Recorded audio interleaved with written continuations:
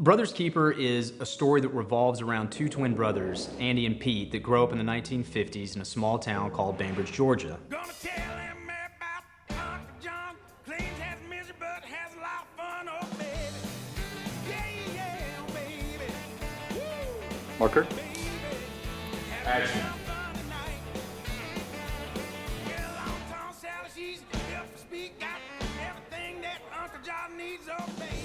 This compelling film encompasses elements of suspense, comedy, action, tragedy, redemption, but most importantly, it's a story about forgiveness.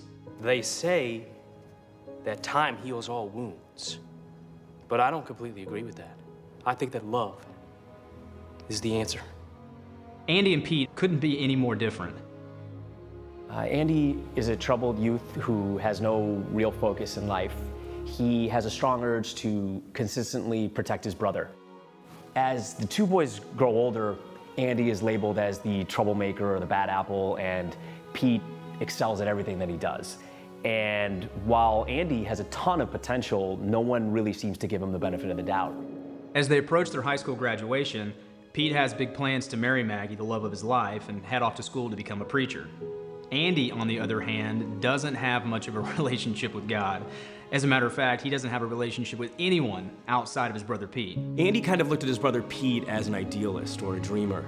He can only see people for what they are, not for what they could be. This notion is really put to the test when Gordon Lee Master begins to harass the brothers. What's your bid, Lee Master? Don't. My character Gordon is an extremely arrogant guy. He is the son of the wealthiest man in town, and he always gets what he wants. He also hates Pete and Andy. What's sad is to see a cheap leather jacket on a nosebleed. Would you pick up some old-fashioned tips from the city jail? You don't have to take it out on poor old me. Well, Andy, maybe I hate you both. Now, Gordon has always had a crush on Maggie Malloy, who loves Pete, and for the first time in his life, doesn't get what he wants. What does Pete have that I don't have, huh? Due to a terrible twist of events orchestrated by the most powerful family in town, the Lee Masters, not only does Pete not get engaged to Maggie, but he ends up in jail framed for murder. I did not kill Maggie. And I know for a fact that you ain't gonna find anything to make me do it. All right, so you want to do this the hard way, do you? He begins to wrestle with his emotions and question God about this cruel twist of fate that he's been dealt. All the while, Andy relentlessly struggles to find a way to help his brother, even if it means coming to peace with God and abandoning his hopes for revenge. Ginny is like the Judas of the story in the sense that she idolizes Maggie. She adores Maggie and envies Maggie's looks. I'd kill to have a dress like yours.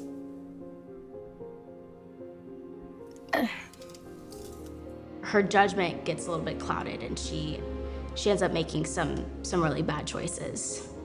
I saw Peter Goodwin crouching over Maggie's body with his hands around her throat. My character knows all about bad choices. I play the role of Ray Burnside. He's a young African-American inmate doing time for an unspecified crime. The comment that he makes in the prison is what really drives Pete over the edge. It's that moment that really defines what the film is about. What you reading there, boy? He ain't gonna help you in here. Keep walking.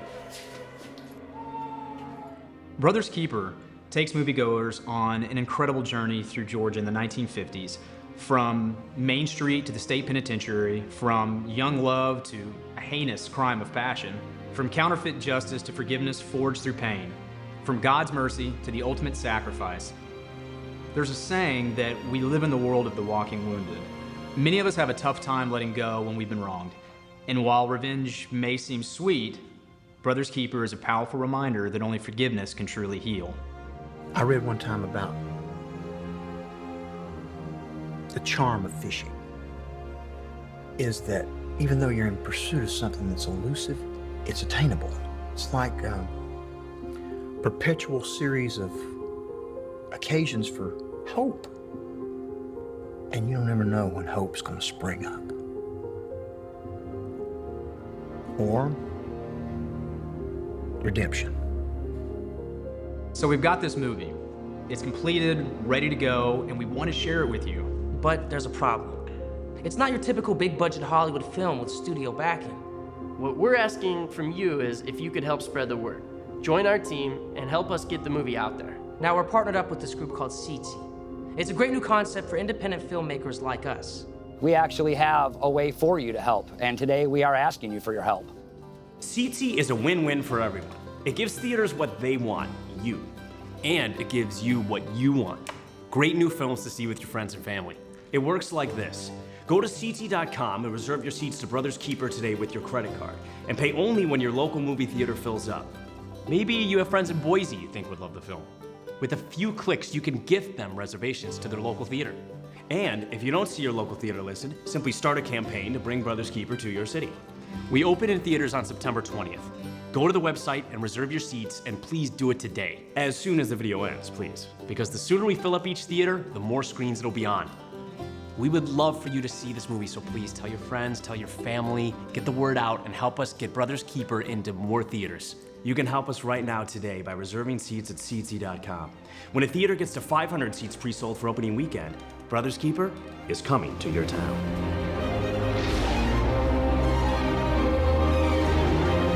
Yeah, then what is the point?